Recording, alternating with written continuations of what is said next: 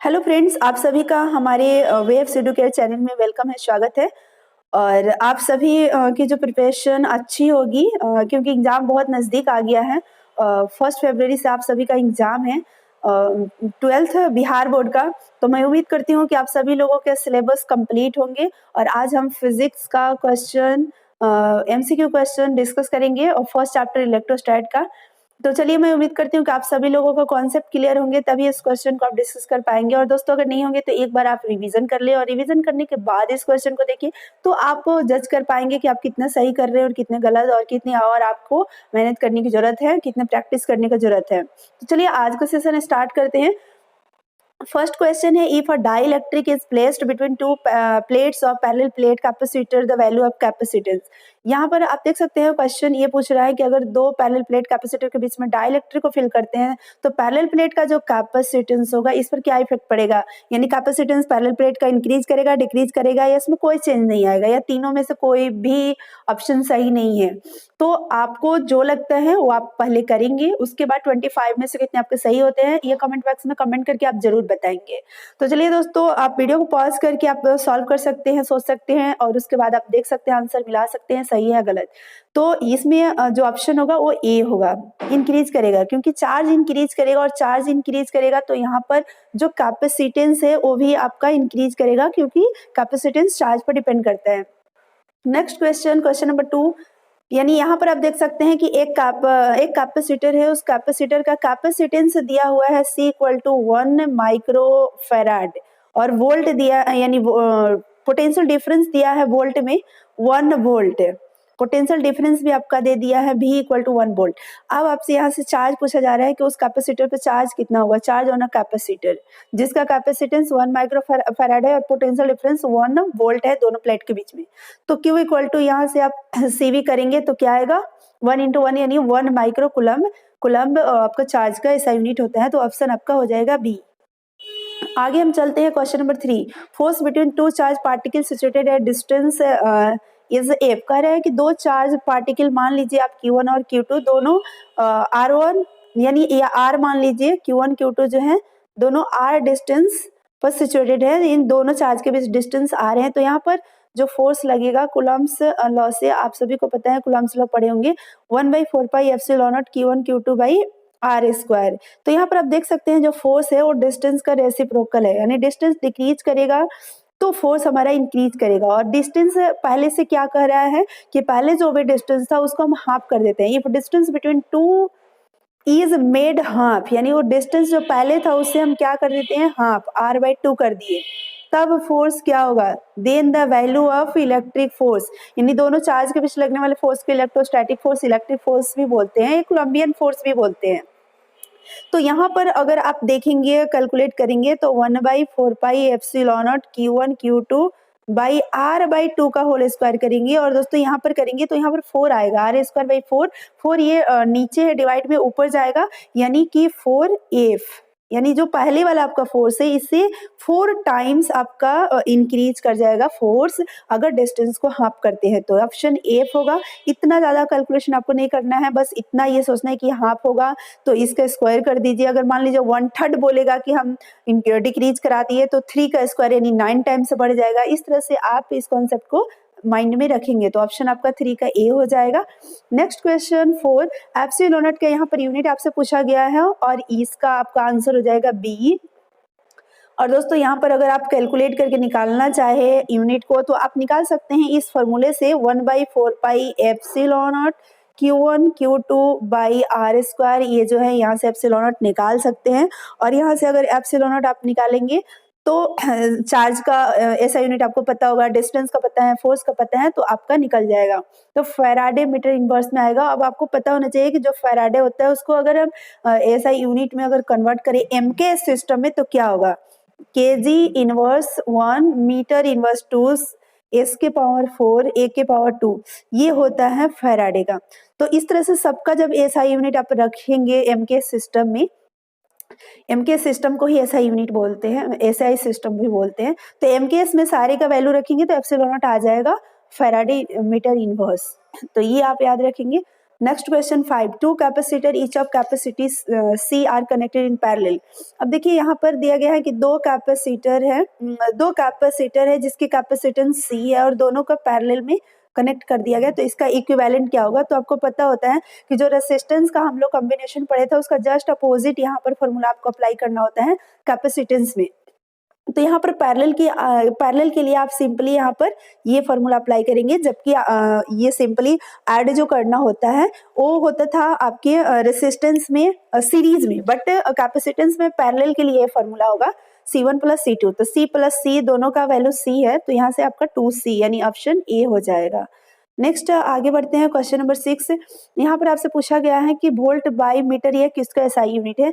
तो आप ये पढ़े होंगे formula E equal to minus dV by dr, तो यानी कि वोल्ट बाई मीटर, तो ये इलेक्ट्रिक फील्ड का है यानी ऑप्शन डी। नेक्स्ट क्वेश्चन आगे बढ़ते हैं 7, 1 AMU इज इक्वल टू, ये आप याद रखेंगे 1.6 into 10 to the power minus 27 kg, option A. Next आगे बढ़ेंगे क्वेश्चन नंबर 8 में आप देख सकते हैं डायमेंशन ऑफ चार्ज का डायमेंशन पूछा गया है। तो देखिए दोस्तों, Q equal to I t, आप सभी को पता है ये फॉर्मूला। तो I यानी करंट है, करंट का एम्पियर, और इसका डायमेंशन A ही होता है और टाइम का डायमेंशन T होता है, तो ये आपका ऑप्शन A हो जाएगा। इस प्रकार से आगे हम बढ़े तो क्वेश्चन नंबर 9 में आप देख सकते हैं क्या पूछा गया, sum of charge on collecting plate and condensing plate, यानी कलेक्टिंग प्लेट और कंडेंसिंग प्लेट पर जो चार्ज होते हैं उनका सम क्या होगा। तो आप सभी को पता होगा कि कलेक्टिंग प्लेट और कंडेंसिंग प्लेट पे चार्ज इक्वल होते हैं बट अपोजिट नेचर के होते हैं। तो अपोजिट नेचर के होंगे तो उनको हम अगर सम करेंगे तो क्या होगा, 0, जैसे +2 -2 क्या होगा, 0। ये ऑप्शन आपका ए हो जाएगा। ये बहुत ही सिंपल क्वेश्चन है। क्वेश्चन नंबर 10 आप देख सकते हैं, if potential energy of electric dipole of moment P in its potential perpendicular to electric field E is taken 0, then its potential energy and angle theta with E and P is given by। आप पढ़े होंगे potential energy का जो formula होता है PE equal to, note करते हैं ऐसा नहीं कि केवल P ही, तो यहाँ पर हो जाएगा P डॉट E माइनस, ये आपका फॉर्मूला है, ये होगा क्योंकि जो हमारा वर्क डन होता है तो वर्क डन का नेगेटिव पोटेंशियल एनर्जी होता है, उसमें माइनस लगाने होते हैं, तो work done PE cos theta आता है, तो यहाँ पर PE हो जाएगा, माइनस लग जाएगा, ये होगा नहीं, ठीक है, तो ऑप्शन बी आपका हो जाएगा। तो इस तरह से आप कॉन्सेप्ट को क्लियर करके आगे बढ़ सकते हैं। क्वेश्चन नंबर 11 में आप देख सकते हैं यहाँ पर आपसे पूछा गया है कैपिटल Q बाई Q, यानी कि if net force on Q is 0, यानी इस पर जो नेट फोर्स है वो आपको बता दिया गया है कि 0 है, तो इनके द्वारा जो फोर्स लगेगा वो इस चार्ज पर रिपल्सिव लगेगा क्योंकि दोनों सेम नेचर का हो गए, और ये क्या हो गए, निगेटिव नेचर यानी अपोजिट नेचर का हो गए, तो ये क्या करेंगे, इनको अट्रैक्ट करेंगे। तो आप ध्यान से समझिएगा फ्रेंड्स कि अगर ये चार्ज इसको रिपेल कर रहा है यानी इधर फोर्स लगा रहा है, यानी ये Q चार्ज है तो Q के द्वारा इस पर इधर फोर्स लगेगा और इस पर इसमें इधर फोर्स लगेगा, यानी दोनों फोर्स क्या लगेगा, इक्वल अपोजिट डायरेक्शन में, तभी इस पर नेट फोर्स 0 पॉसिबल हो सकता है। और क्वेश्चन में आपका दे रखा है कि Q पर जो फोर्स होगा वो नेट फोर्स होगा वो 0 होगा, तो अगर हम 0 मानते हैं तो कंडीशन यही बनेगा कि इस चार्ज के द्वारा इस पर जो फोर्स लगाया जाएगा और इस चार्ज के द्वारा जो फोर्स लगाया जाएगा, यानी स्मॉल Q के द्वारा जो फोर्स लगाया जाएगा और कैपिटल Q के द्वारा जो फोर्स लगाया जाएगा वो दोनों इक्वल होगा, और एक क्या है, ये अट्रैक्ट करेगा और ये रिपेल करेगा, यानी कैपिटल Q जो है वो रिपेल करेगा और स्मॉल Q अट्रैक्ट करेगा, तो दोनों का डायरेक्शन अपोजिट हो गया, बट चार्ज पर जो अमाउंट जो लग रहा है वो इक्वल है, तभी जाकर के नेट फोर्स इस पर 0 पॉसिबल हो पाएगा। तो चलिए इसको अप्लाई कीजिए।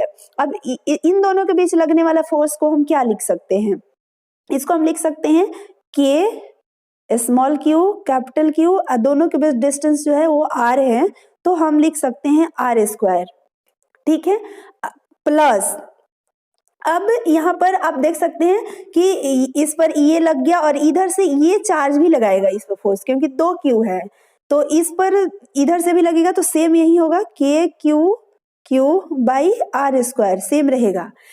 अब इसका हम रिजल्टेंट निकालेंगे कि इस पर इन दोनों स्मॉल Q के द्वारा जो फोर्स लगा उसका रिजल्टेंट कितना होगा। तो रिजल्टेंट हम कैसे निकालते हैं, उसके स्क्वायर का स्क्वायर रूट, यानी दोनों वैल्यू के स्क्वायर का स्क्वायर रूट, ये हो गया, यानी दोनों स्मॉल क्यू के द्वारा इस पर लगने वाला फोर्स। अब हम देखेंगे कि जो ये वाला क्यू एक बच गया कैपिटल क्यू, ये इस पर कितना फोर्स लगाएगा कैपिटल क्यू पर। तो इसका आप देख सकते हैं के क्यू क्यू बाई इनके बीच ये जो डिस्टेंस है, ये आपका डिस्टेंस हो जाएगा √2r होगा। ये स्क्वायर है तो स्क्वायर का डायगोनल √2 ये होता है, तो ये हो जाएगा √2r का होल स्क्वायर। ठीक है, तो ये हो जाएगा। अब आप इसको अगर कैलकुलेट करेंगे तो सारी वैल्यू आपको निकल करके आ जाएगी। तो चलिए यहाँ पर अगर निकालते हैं तो √2 के small Q capital Q by r square equal to, यहाँ से हो जाएगा के क्यू स्क्वायर बाई √2 करेंगे तो 2 हो जाएगा, r स्क्वायर हो जाएगा। देखिए नीचे r स्क्वायर कट गया, ऊपर क्यू स्क्वायर है तो एक क्यू कैंसिल हो जाएगा, के कैंसिल हो जाएगा, तो आपका यहाँ पर क्या आया 2q इक्वल टू क्यू, यानी कि √2 स्मॉल क्यू इधर बच गया और इधर आप देखिए एक क्यू बच गया। ठीक है, और ये 2 जो है इसको हम मल्टीप्लाई करा देंगे तो ये हो जाएगा 2√2q, यानी q बाई q आपको निकालना है, तो q बाई q इस q को लाएंगे तो 2√2 आएगा। तो आपका ऑप्शन होगा 2√2, यानी बी होगा। आई थिंक आप लोग समझ गए होंगे। नेक्स्ट है 12, question number 12, when a body is charged it mass. ये बहुत अच्छा क्वेश्चन है कि अगर किसी बॉडी को हम चार्ज करते हैं या चार्ज्ड बॉडी है तो उसका मास इंक्रीज करेगा, डिक्रीज करेगा, रिमेन्स कांस्टेंट रहेगा, क्या होगा इसमें से, या चेंज इंक्रीज कर सकता है या डिक्रीज भी कर सकता है, या उसका मास सेम रहेगा। यानी कि एक बॉडी है जो कि चार्ज नहीं है और एक बॉडी है चार्ज। देखिए चार्ज्ड बॉडी होता है तो या तो इसमें इलेक्ट्रॉन आएगा या तो इसमें से इलेक्ट्रॉन जाएगा। अगर इलेक्ट्रॉन इसमें से निकलता है तो इस पर पॉजिटिव चार्ज आता है, अगर इसमें इलेक्ट्रॉन आता है तो इस पर निगेटिव चार्ज आता है। जैसे इलेक्ट्रॉन आया तो नंबर ऑफ इलेक्ट्रॉन इंक्रीज कर गया, अगर इलेक्ट्रॉन गया तो नंबर ऑफ इलेक्ट्रॉन डिक्रीज कर गया। तो इलेक्ट्रॉन के भी मास होते हैं, बहुत निग्लेजेबल मास होते हैं जिसको हम निग्लेक्ट कर सकते हैं। तो यहाँ पर देखिए ऑप्शन आपका हो जाएगा कि थोड़े से चार्ज को ट्रांसफर होने से या थोड़े से चार्ज को आने से मतलब इस बॉडी पर कोई भी इफेक्ट नहीं पड़ेगा। लेकिन अगर ऑप्शन में इंक्रीज और डिक्रीज दिया है तो ये ऑप्शन हम करेंगे, में इंक्रीज और डिक्रीज, यानी अगर बहुत सारे अगर इलेक्ट्रॉन आते हैं या जाते हैं तो थोड़ा सा मास में चेंजेज आएगा, लेकिन उस चेंज को हम निग्लेक्ट कर देते हैं क्योंकि बहुत माइनर होता है। 9.1 × 10⁻³ kg इलेक्ट्रॉन का मास होता है जो कि बहुत ही स्मॉल होता है। तो अगर आप सोचिए कि 100 रुपीज में से अगर 0.5 रुपीज माइनस कर दिया जाए या 1 रुपये माइनस कर दिया जाए तो कोई ज्यादा इफेक्ट नहीं पड़ेगा। बड़े अमाउंट में से छोटे अमाउंट को अगर हम माइनस करते हैं तो बहुत ज्यादा इफेक्ट नहीं पड़ता है, या छोटा ऐड भी कर देते हैं तो बहुत ज्यादा इफेक्ट नहीं पड़ता है। तो ऑप्शन सी भी सही है, लेकिन अगर ये ऑप्शन दिया है तो में इंक्रीज और डिक्रीज, तो ये ऑप्शन आप लगा सकते हैं। अगर एग्जाम में ये नहीं दिया है तो रिमेन सेम वाला आप ऑप्शन लगाएंगे। चलिए नेक्स्ट क्वेश्चन हम देखते हैं 13, surface charge density of conductor is sigma. यहाँ पर सरफेस चार्ज डेंसिटी दिया हुआ है सिग्मा, तो आपसे इलेक्ट्रिक फील्ड, ये तो सिंपल सा आपने ये कॉन्सेप्ट को प्रूव भी किया होगा। तो यहाँ पर ऑप्शन आपका हो जाएगा सिग्मा बाई एप्सिलॉन नॉट, यानी यहाँ पर आपका इलेक्ट्रिक फील्ड जो होगा E equal to sigma by epsilon naught, option B. चलिए नेक्स्ट क्वेश्चन आगे हम लोग देखते हैं 14, electric field at a point near an infinite thin sheet of charge conductor. एक infinite thin sheet of charge conductor का इनफाइनाइट थिन शीट है और यहाँ पर पूछा जा रहा है कि उसके नियर, यानी कि नियर अबाउट जो इलेक्ट्रिक फील्ड होगा वो कितना होगा। तो इसका भी आप सभी को पता ही होगा, याद रखे होंगे। जो इनफाइनाइट थिन शीट का चार्ज कंडक्टर का जो इलेक्ट्रिक फील्ड का वैल्यू होता है वो सिग्मा बाई 2 एप्सिलॉन नॉट होगा। ये भी आप प्रूफ किए होंगे। एप्लीकेशन ऑफ गॉस थ्योरम 4 आप पढ़े होंगे, स्फीयर, सिलेंडर, ये सीट का पढ़े होंगे। तो उसमें 4 एप्लीकेशन में से ये 2 एप्लीकेशन जो है लास्ट के, उन 2 एप्लीकेशन से आपको 13 और 14 क्वेश्चन यहाँ पर पूछे गए हैं। नेक्स्ट क्वेश्चन है 15, dimensional formula for 1/ε0 e square is identical to that of, यानी ये जो फॉर्मूला है इनमें से किसके आइडेंटिकल है, आपको क्या लगता है?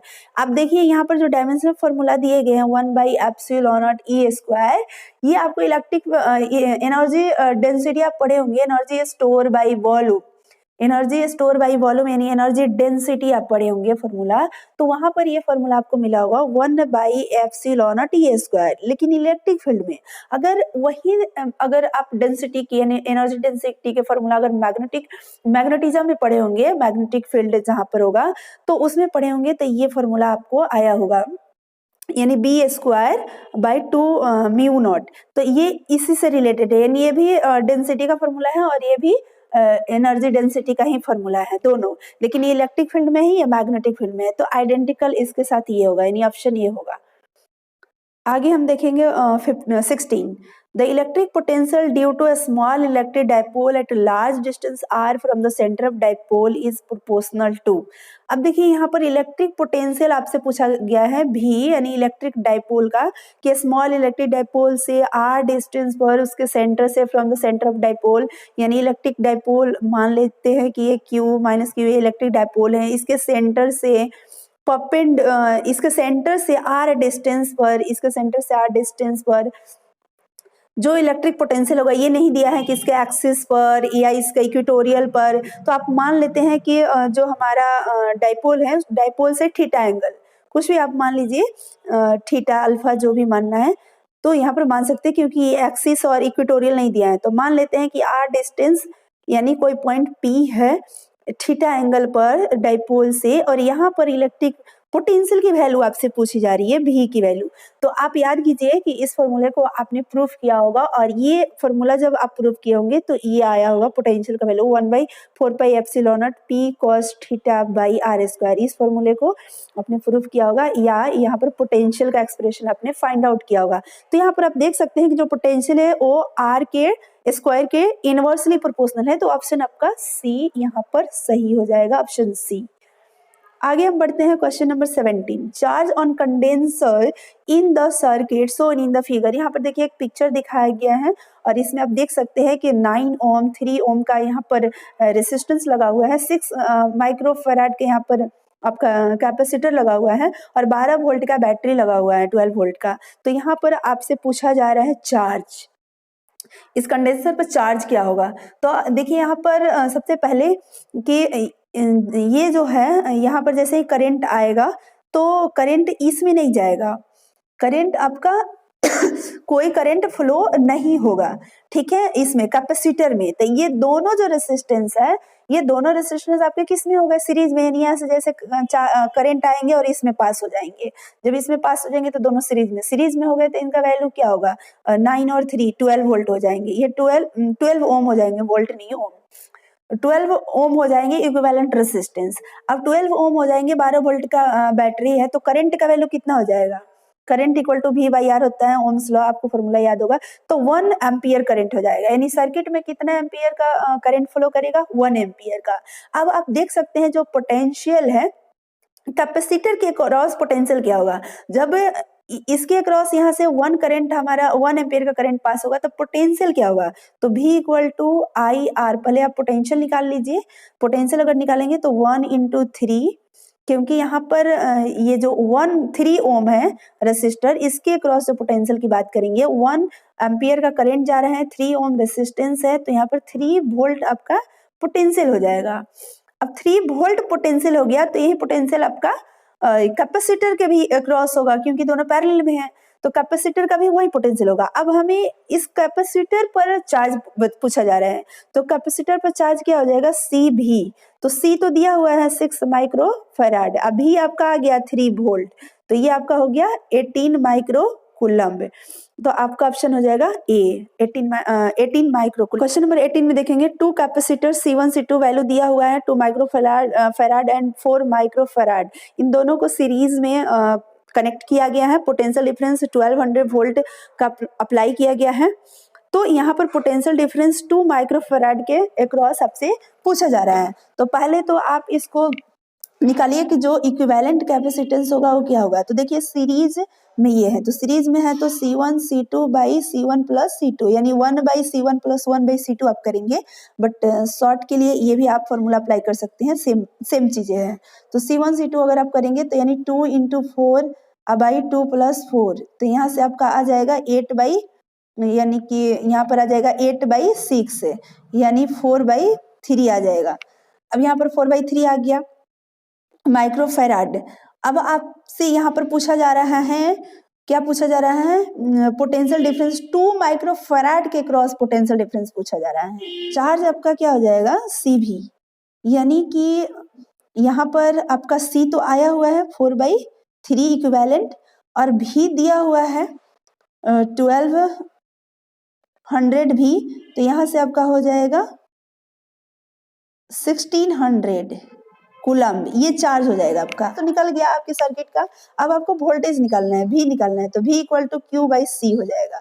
अब जिसके क्रॉस निकालना है उसको आप रखेंगे, तो 2 माइक्रोफैराड के क्रॉस निकालना है, तो हम यहाँ पर क्या करेंगे, चार्ज तो हमारा आ गया 1600, अब बाई 2 यहाँ पर कर देंगे, यानी कि 8 वोल्ट आएगा, 800 वोल्ट आएगा। अगर यही क्वेश्चन पूछ देता 4 माइक्रोफैराड के क्रॉस क्या होगा, तो 1600 बाई 4 कर देते जो 2 किए हैं, तो यहाँ पर आपका आंसर आ जाता है। तो आंसर यहाँ पर आपका 800 वोल्ट, ऑप्शन सी। आगे हम बढ़ते हैं 19, minimum number of capacitor of 2 microfarad. अब यहाँ पर थोड़ा सा आपको सोचना होगा, कह रहा है कि minimum number of capacitor of 2 microfarad is required to obtain a capacitance of 5 microfarad will be, यानी कितने, कम से कम कितने हमें कैपेसिटर 2 माइक्रोफैराड के लेने होंगे जिसका इक्विवेलेंट कैपेसिटेंस जो है 5 माइक्रोफैराड हो जाए। तो ये ऑप्शन आपको दिए गए हैं। तो देखिए यहाँ पर थोड़ा सा आपको सोचना होगा, 5 माइक्रोफैराड लाने के लिए आपको क्या करने होंगे और कितने लेने होंगे कम से कम। तो देखिए कम से कम इस तरह से आपको सोचना होगा कि पिक्चर मैं आपको दिखा देती हूँ कि यहाँ पर ये कैपेसिटर है, 2 माइक्रोफैराड का ही सारे के सारे को लेना है, और इक्विवेलेंट आपको लाने हैं 5 माइक्रोफैराड। तो आपको स्ट्रक्चर अपने माइंड में सोचना है। तो यहाँ पर देखिए 2 माइक्रोफैराड अगर मैं बात करूँ, और 2 माइक्रोफैराड अगर ये दोनों सीरीज में है तो इनका वैल्यू हो जाएगा 1, इनका वैल्यू क्या हो जाएगा 1। अब सोचिए और कितना हमें चाहिए, 2 ही माइक्रोफैराड का, कि 5 हो जाए, तो 1 तो हो गया।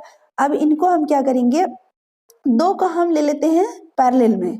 जब 2 को हम पैरेलल में ले लेंगे, 2 ये भी 2 है, ये भी 2, तो 2 पैरेलल में तो सीधे ऐड कर देंगे, तो ये 4 माइक्रोफैराड हो जाएगा, और ये सीरीज में 1, और फिर इसको हम सिंपली, ये सीरीज में ही हो गया ओवरऑल, तो 4 प्लस 1 यानी कि 5 माइक्रोफैराड आ जा रहा है। बट इसके लिए कितने हमें कैपेसिटर लेने पड़े, 1 2 3 4 लेने पड़े। तो इसलिए यहाँ पर जो आपका ऑप्शन 4 जो है ए, ये आपका सही हो जाएगा, यानी ऑप्शन ए हो जाएगा। 4 आपको कैपेसिटर कम से कम लेने होंगे। Next question, Coulombian force is. अब यहाँ पर आपसे पूछा गया है कोलंबियन फोर्स जो होता है वो सेंट्रल फोर्स होता है, इलेक्ट्रिक फोर्स होता है, दोनों होता है, या नन ऑफ दीज होता है। तो आपने पढ़ा होगा कि सेंट्रल फोर्स भी होता है, क्योंकि सेंटर टू सेंटर यहाँ पर फोर्स लगता है चार्ज के, और इलेक्ट्रिक फोर्स भी होता है, 2 चार्ज के बीच लगने वाला फोर्स को ही कोलंबियन फोर्स बोलते हैं, उसी को इलेक्ट्रोस्टैटिक फोर्स बोलते हैं। इसलिए ऑप्शन आपका सी हो जाएगा यहाँ पर, बोथ ए एंड बी, ये सी आपका ऑप्शन सही होगा। नेक्स्ट हम देखते हैं क्वेश्चन नंबर 21। इसमें आपसे पूछा गया है कि in the uniform electric field, in the uniform electric field exist along x axis. अब देखिए यहाँ पर क्वेश्चन आपसे पूछा गया है कि जो इलेक्ट्रिक फील्ड है वो एक्स एक्सिस में एग्जिस्ट करता है, तो इक्विपोटेंशियल जो होगा वो किधर एग्जिस्ट करेगा, यानी वो एक्स वाई प्लेन में होगा, वाई जेड प्लेन में होगा, वाई जेड या एक्स जेड में होगा, या एनीवेयर कहीं भी हो सकता है। तो हम सब जानते हैं कि जो इलेक्ट्रिक फील्ड होता है इक्विपोटेंशियल सरफेस के परपेंडिकुलर होता है, यानी जो इलेक्ट्रिक फील्ड होता है इक्विपोटेंशियल सरफेस के परपेंडिकुलर जब होता है तो मीन्स इलेक्ट्रिक फील्ड का परपेंडिकुलर इक्विपोटेंशियल होगा। तो एक्स का परपेंडिकुलर क्या हो सकता है, वाई हो सकता है, और क्या हो सकता है, जेड हो सकता है। तो आप सोचिए कि किस प्लेन में एग्जिस्ट करे कि इलेक्ट्रिक फील्ड इक्विपोटेंशियल पर सरफेस पर परपेंडिकुलर हो पाए, यानी इक्विपोटेंशियल सरफेस के परपेंडिकुलर इलेक्ट्रिक फील्ड हो जाए, और इलेक्ट्रिक फील्ड इस डायरेक्शन एक्स में है, एक्स एक्सिस में। तो आप सोचिए वाई और जेड इसी प्लेन में रहेगा तो परपेंडिकुलर हो पाएगा, इसलिए वाई जेड प्लेन आपका ऑप्शन सी हो जाएगा। नेक्स्ट क्वेश्चन है 22, quantum of electric charge in ESU। अब देखिए यहाँ पर ESU का जो फुल फॉर्म होता है वो होता है electrostatic unit of charge, electrostatic unit of charge इसका फुल फॉर्म होता है। तो आपसे ये पूछा गया है, ये जो आप चार्ज होता है, चार्ज का एसआई यूनिट जो होता है वो आपका होता है कूलम्ब, और जो उसका सीजीएस यूनिट होता है वो होता है स्टेट कूलम्ब, जिसको ईएसयू भी कहा जाता है। तो आप बताइए कि 1 ईएसयू में इसमें से कौन सा ऑप्शन होगा, quantum of electric charge in ईएसयू। तो इसमें से आपको याद रखना होगा 4.78 इंटू 10 टू द पावर -10 होगा, ठीक है। और कूलम्ब में अगर बात करूं तो 1.6 into 10 to the power -19 coulomb होता है, ठीक है। और स्टेट कूलम्ब में बात करूं तो 4.78 इंटू 10 टू द पावर -10 हो जाएगा, ऑप्शन ए। आगे बढ़ते हैं। 23 which of the following ratio is constant for an isolated conductor। Isolated conductor के लिए इनमें से कौन सा जो रेशियो है वो कांस्टेंट होगा। तो देखिए आइसोलेटेड सिस्टम जो होता है वो ऐसा होता है, नो ट्रांसफर ऑफ मास और एनर्जी, मतलब उसमें कोई भी मास और एनर्जी का ट्रांसफर नहीं होता है। जब मास एनर्जी का ट्रांसफर नहीं होता है तो चार्ज क्या रहेगा, कांस्टेंट रहेगा, यानी कंजर्व रहेगा, चार्ज कंजर्व रहेगा। तो इनमें से कौन सा रेशियो आपके लिए, total charge by total potential, यानी ये कंजर्व है तो कांस्टेंट की बात हमसे पूछा जा रहा है कि कौन सा रेशियो कांस्टेंट रहेगा। तो चार्ज जब कांस्टेंट है ये वाला ऑप्शन हमारा सही रहेगा, ठीक है। यहाँ पर आपका ऑप्शन हो जाएगा ए, टोटल चार्ज बाई पोटेंशियल का जो आइसोलेटेड सिस्टम के लिए आपका रेशियो कांस्टेंट रहेगा। आगे हम बढ़ते हैं 24 1 कूलम्ब चार्ज में कितना ईएसयू होगा। देखिए ये आप याद रखिएगा, ये कूलम्ब जो है वो आपका एसआई यूनिट हो गया और ये सीजीएस यूनिट हो गया।